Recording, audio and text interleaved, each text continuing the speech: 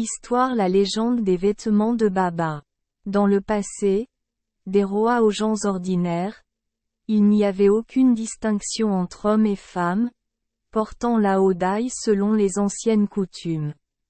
Il y avait un pêcheur sur la côte qui était très pauvre mais qui devait quand même porter un véritable houdaille comme tout le monde.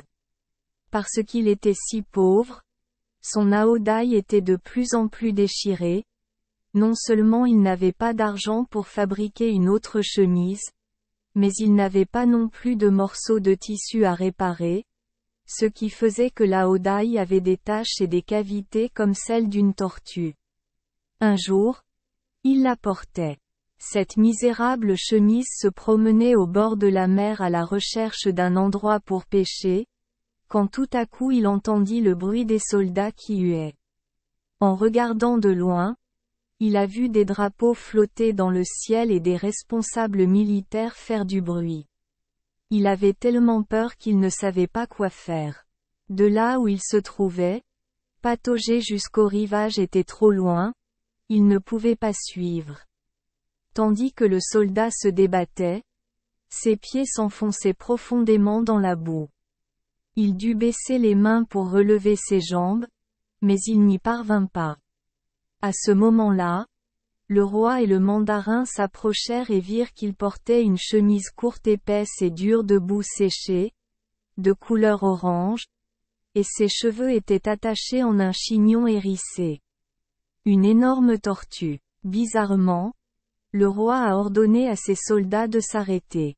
Le roi envoya ses soldats descendre rapidement et attraper l'animal pour que le roi le voie. Il entendit les soldats courir et parler. Certains disaient que c'était une tortue, d'autres disaient que c'était une tortue, en discutant bruyamment. Lorsqu'il s'approcha, ils furent très surpris et l'arrêtèrent pour le montrer au roi.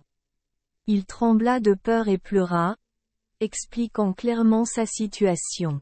Le roi sourit avec pitié et dit, « Ran, n'aie pas peur.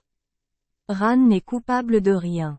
Mais tout à l'heure, je pensais que j'étais une tortue, mais je ne m'attendais pas à ce que tu portes une chemise en écailles de tortue. » Ensuite, le roi a apporté de l'or, de l'argent et du brocart comme cadeau aux pêcheurs. Il a remercié le roi et est rentré chez lui avec un cœur heureux. Il est devenu très riche grâce à l'or et à l'argent que le roi lui a donné et il a toujours soigneusement gardé sa chemise, Baba, pour pouvoir la montrer à ses voisins et amis lorsqu'il a l'occasion. À partir de ce moment-là, de nombreux pauvres parmi le peuple l'ont également imité en fabriquant des chemises courtes pour porter moins de tissu et les appelaient également des chemises, Baba.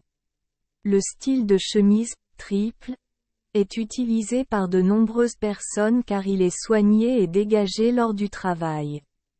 Peu à peu, les femmes ont compris que le style de chemise, Baba, était soigné, élégant et discret, elles l'ont donc également porté.